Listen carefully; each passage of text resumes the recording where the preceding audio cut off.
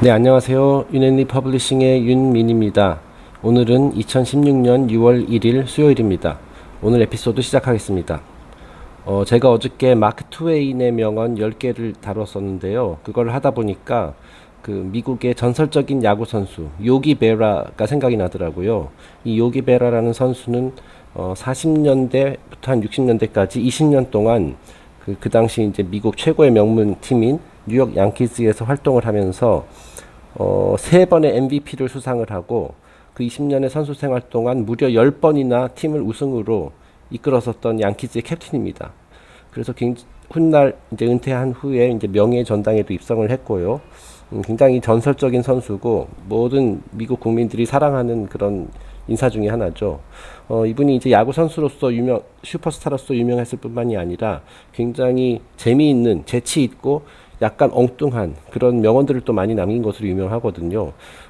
어찌 보면 마크 트웨인의 환생이 아닐까 하는 그런 생각이 들 정도로 재미있고 동시에 이제 깊은 뜻이 담긴 그런 명언을 많이 남겼는데 그 중에 이제 몇 가지 소개해드리고자 합니다. 일단 첫 번째 명언부터 보겠습니다. 가장 유명한 거죠. The game ain't over till it's over. 또는 줄여서 It ain't over till it's over. 이 경기가 끝날 때까지는 끝난 게 아니다. 네, 어찌 보면 굉장히 당연한 말이죠. 자, 하지만 이게 어떤 것을 의미하냐면, 경기를, 예를 들어서 야구라는 경기를 하고 있는 중에 큰 점수 차로 지고 있으면, 경기가 끝나기 전에도 왠지 끝났다는 기분이 들죠. 말하자면 의욕을 상실하게 되고, 이제 포기하게 된다라는 거예요. 자, 하지만 이 야구라는 경기는, 축구나 뭐 농구처럼 이런 시간 제약이 없기 때문에 아무리 큰 점수 차로 뒤지고 있더라도 완전히 끝날 때까지는 언제든 역전할 기회가 있습니다. 그러니까 결국에는 이제 포기하지 말라라는 의미죠. 뭐 예를 들어서 뭐 7점, 8점 차로 지고 있고 뭐 8회, 9회 이렇게 거의 이제 경기가 끝나가는 상황에서도 실제로 역전시킬 수가 있거든요. 실제 그런 사례도 많이 있고. 근데 선수들이 이제 포기만 하지 않는다면 얼마든지 가능한 일이죠. 자, 그러니까 이제 포기하지 않는 마음, 용기, 뭐 의지 이런 것들을 나타내는 말이라고 할 수 있습니다. 이것은 꼭 스포츠뿐만이 아니라 우리 삶에서도 얼마든지 적용할 수 있는 그리고 실천할 수 있는 그런 교훈이라 할 수 있죠. 완전하게 공식적으로 패배하기 전까지는 포기하지 말아라. 왜냐하면 항상 기회라는 것은 끝까지 있기 때문이다. 네, 그런 얘기입니다. 다음 명언으로 넘어가겠습니다. 자, 두 번째, keep trying. 계속 시도하라. 뭘 하든 간에 계속 시도하라는 거죠. 포기하지 말고. 어떻게 보면 그 첫 번째랑 이제 연장선상에 있는 명언이라 할 수 있겠어요. Stay humble. 겸허한 자세로 임하라. 예, 너무 자만하지 말고 겸허한 자세로 계속 시도하라. Trust your instincts. 그리고 instinct 이제 본능이죠. 또는 이제 직관이라고 뭐 얘기를 해도 되겠습니다. 그 내 느낌을 중요시하고 본능에 충실하고 그 내면의 소리에 귀를 기울이라는 얘기죠. 저희가 요즘 진행하고 있는 스타워즈 강좌에 비유하자면은 이제 포스를 믿어라. 포스가 내게 하는 얘기를 귀를 기울이고 그거를 믿어서 그대로 따라 나가라. 이 포스라는 것은 꼭 물론 이제 외부에서 이제 오는 것도 있지만 사실은 그 내면의 목소리라고 할 수도 있거든요. 거기에 비유할 수도 있거든요. 그 본능에 따라라. 내 양심이 가리키는 길로 가라. Most importantly, act. 그리고 무엇보다도 중요한 것은 자 그렇게 뭐 다 새겨 듣고 다 듣는 거 다 좋은데 일단은 행동으로 나서야 한다라는 거죠. 네, 여기까지는 어떻게 보면 지극히 일반적인 그런 얘기를 할 수 있습니다. 하지만 그 요기 베라 씨의 이제 진짜 재치와 위트는 이 마지막 문장에서 나오죠. When you come to a fork in the road, 자, 포크라는 거죠. 이제 길을 가다가 이제 포크가 어떻게 생겼습니까? 그 손잡이 부분을 이렇게 하나로 가다가 맨 끝에서 이제 여러 개로 갈라지죠. 뭐 3개 또는 4개로 갈라지죠. 그리고 인생에서도 살다 보면은 어떤 결단의 순간이 내려야 하는 뭐 2개 또는 3개 길 중에 하나를 택해야 하는 그런 시점이 오죠. 자, 그랬을 때 어떻게 하느냐? 요기 베라는 take it이라고 얘기합니다.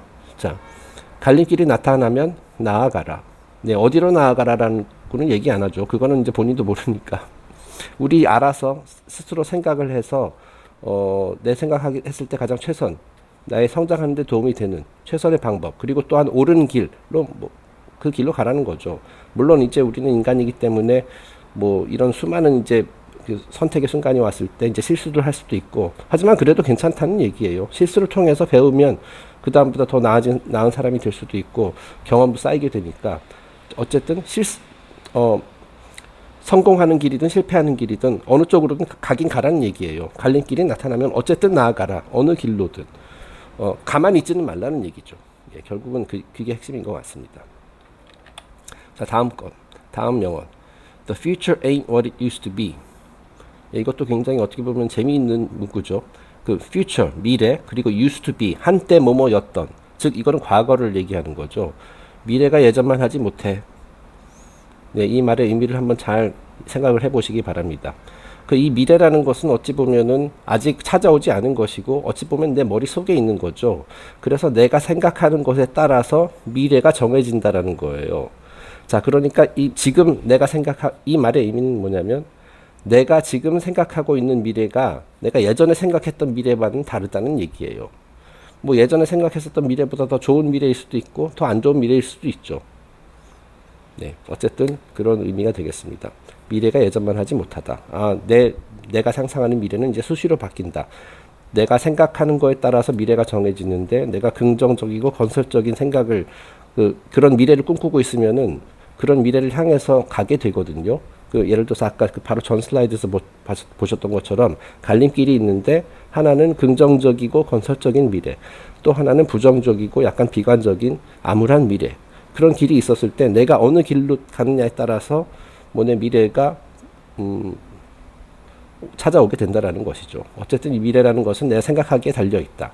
왜냐하면 내 생각에 따라서 그것이 곧 행동으로 이어지고, 저도 기억나시죠? 행동으로 이어지고 습관으로 이어지고 가치관 등등 가치관에 이어서 운명으로 이어지기 때문에 어떻게 보면 그 얘기입니다. 내가 정하는 거라는 얘기죠.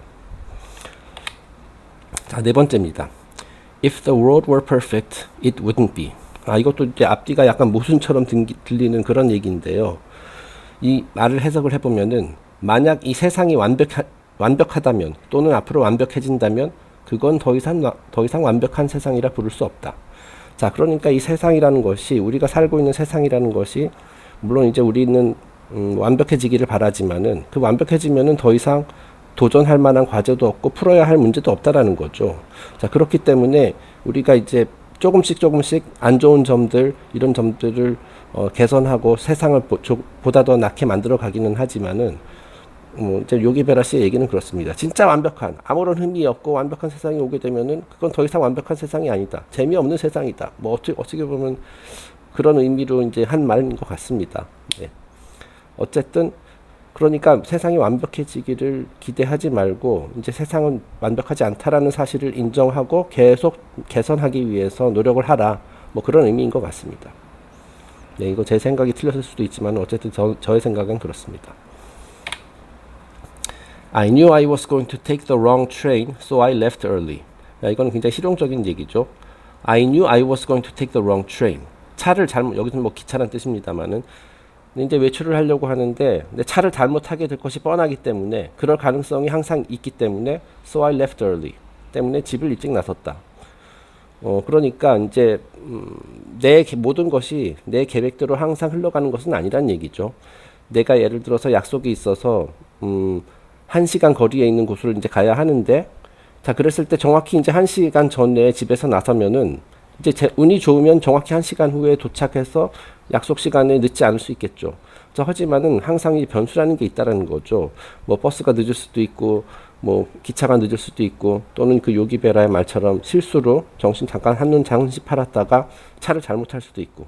자, 이런 변수가 있기 때문에 그거에 대비하라라는 얘기예요.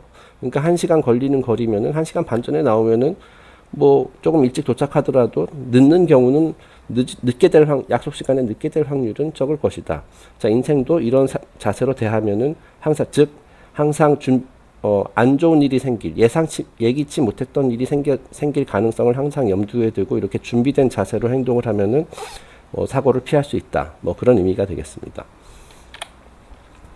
If you don't know where you are going, you might wind up someplace else. 자, 내가 지금 어디를 가고 있는지 모르고 있다면 엉뚱한 곳에 도달할 공산이 크다.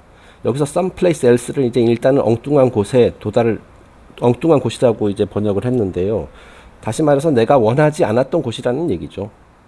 자, 그러니까 어디를 향해 가고 있는지 모른다면, 즉 나의 목적의식이, 나의 삶의 목적이 무엇인지, 내가 원하는 게 무엇이고 내가 해야 할 일이 정확히 무엇인지도 모르는 상태에서 아무 생각 없이 어느 길을 가다 보면은 어딘가는 도착을 하게 되는데 그게 내가 원했던 곳이 아닐 수도 있다라는 거예요. 자, 결국은 인과관계의 법칙을 설명을 한 거죠. 내가 원하는 어떤 특정 결과를 원한다면은 거기에 맞는 길로 가야 되죠. 그리고 그 길을 알기 위해서는 내가 원하는 것이, 내게 필요한 것이, 내가 가야 할 길이 무엇인지를 알아야 된다는 얘기가 되겠습니다. 네, 일반적인 얘기입니다. 자, 그리고 이게 마지막인가? 예, 마지막입니다. 7번째죠. 굉장히 중요한, 약간 긴데요. 굉장히 중요한 개념이 담겨 있는 그 명언이라고 생각합니다. I don't get upset over things I can control because if I can control them, there's no sense in getting upset. 자, 다시 한번 읽어보겠습니다. 앞부분. I don't get upset over things I can control. 내가 컨트롤할 수 있는 것, 내가 이제 다룰 수 있는, 내가 해낼 수 있는 일에 대해서는 나는 화를 내지 않는다. get upset. 이제 화를 낸다라는 거죠. 내가 할 수 있는 일에 대해서는 화를 내지 않는다. 왜냐하면 because if I can control them, 내가 컨트롤할 수 있는 일이라면 화를 낼 필요가 없기 때문이다 이거죠. 자, 내가 지금 상태가 마음에 안 드는데 이거를 내가 원하는 쪽으로 고치기 위해서 컨트롤할 수 있어요. 내가 뭔가 할 수 있는 일이 있다. 즉, 내 의지를 발휘해서 내가 원하는 결과를 얻도록 할 수 있다. 그러면 그렇게 하면 된다라는 거예요. 그러니까 화를 낼 필요가 없어요. 그죠? 내 의지에 따라서 얼마든지 그 긍정적인 결과를 얻을 수 있기 때문에. 자, 하지만 두 번째 문장을 보죠. And I don't get upset over things I can't control because if I can't control them, there's no sense in getting upset. 자, 내가 다룰 수 없는 일. 자, 인간으로서 할 수 있는 일이 있고, 즉 자유의지를 발휘해서 할 수 있는 일이 있는 반면에 불가능한 일들도 있죠. 뭐 자연의 법칙, 자연의 섭리 이런 거를 거스를 수는 없잖아요. 뭐 물리적인 법칙도 거스를 수는 없잖아요. 그래서 내가 할 수 없는 일, 그것에 대해서도 화를 내지 않는다는 거예요. 어차피 내가 할 수 있는 일이 없으므로 화를 낼 필요가 없어요. 그게 무슨 의미가 있어요, 그죠? 뭐 중력의 법칙이 존재하는데 그것 때문에 내가 화를 낼 필요가 없죠. 예. 그러니까 이제 앞부분은 이제 내가 내 의지로 해낼 수 있는 것, 그것은 내가 하면 되니까 화를 낼 필요가 없다.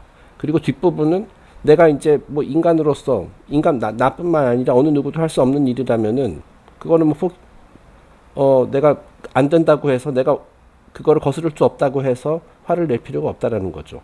그러니까 이거는 말하자면 운명 쪽에 가까운 얘기라고 보시면 될 것 같아요. 지금 여기 저 다음에 한번 소개해 드릴까 생각을 하고 있지만 그 평안의 기도라는 것이 있죠. 그 평안의 기도라는 어떤 짧은 그 기도문인데 그 앞부분에 이런 말이 나옵니다.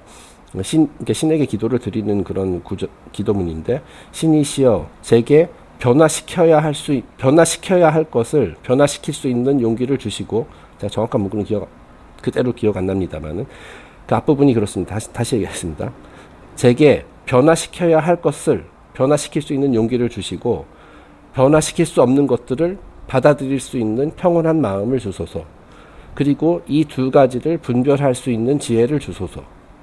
자, 내가 변화시켜야 할 것들, 이게 앞부분에 해당되는 거죠. 내가 다룰 수 있는, 내가 컨트롤할 수 있는 일에 대해서는 그거를 실제로 내 행동을 취해서 의지를 발휘해서 바꿀 수 있는 용기를 주시옵소서. 그리고 내가 바꿀 수 없는 것들, 뭐 자연 불변의 법칙들, 그런 것들 있죠. 뭐 그런 것들에 대해서는 내가 바꿀 수 없다는 사실을 인정하고 받아들일 수 있는 그런 평온한 마음을 주소서. 자, 그리고 그 세 번째 구절이 제일 중요합니다. 무엇보다도 이 두 가지를 분별할 수 있는 지혜를 주소서. 어떻게 보면 굉장히 분별하기 쉬울 것 같은데 사실은 그렇지 않아요. 예를 들어서 아까 it ain't over till it's over. 경기 아직 끝나지 않았거든요. 하지만 끝나지 않았기 때문에 그 나의 의지를 얼마나 발휘하느냐에 따라서 경기를 역전시킬 수도 있어요. 이것은 할 수 있는 일이죠. 내가 컨트롤할 수 있는 일이에요. 어느 정도. 물론 이제 확률은 뭐 그렇게 높지 않겠지만 점수차가 크다라면은 어쨌든 시도는 해볼 수 있는 일입니다. 자, 반면에 내가 바꿀 수 없는 것들. 예를 들어서 육신의 죽음. 뭐 사람이 뭐 80, 90, 100살 뭐 이렇게 영원히 살 수는 없잖아요. 뭐 200년, 300년 뭐 살 수는 없잖아요. 그거는 이제 자연의 섭리라고 할 수가 있어요.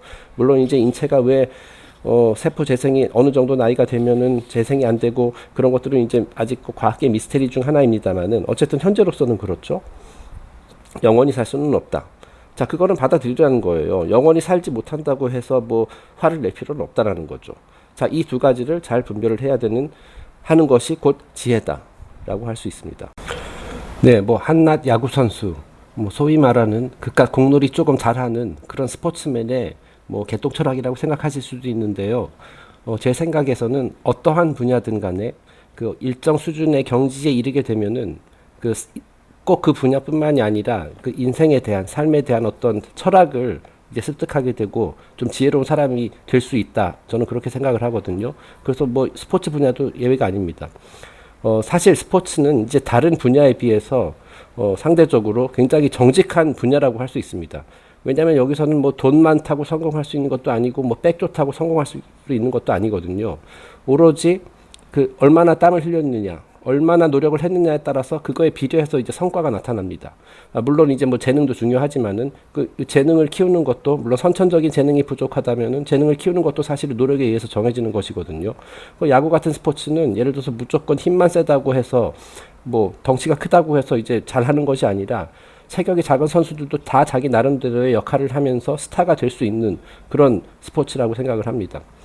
그렇기 때문에 특히 이런 분야에서 일단은 최고 경지에 이른 사람들의 말은 우리가 그런 말을 통해서 많은 것들을 배울 수 있고 또 교훈을 얻을 수 있다라고 생각합니다. 저 오늘 에피소드는 여기서 마치고 내일 또 새로운 주제로 찾아뵙겠습니다. 감사합니다.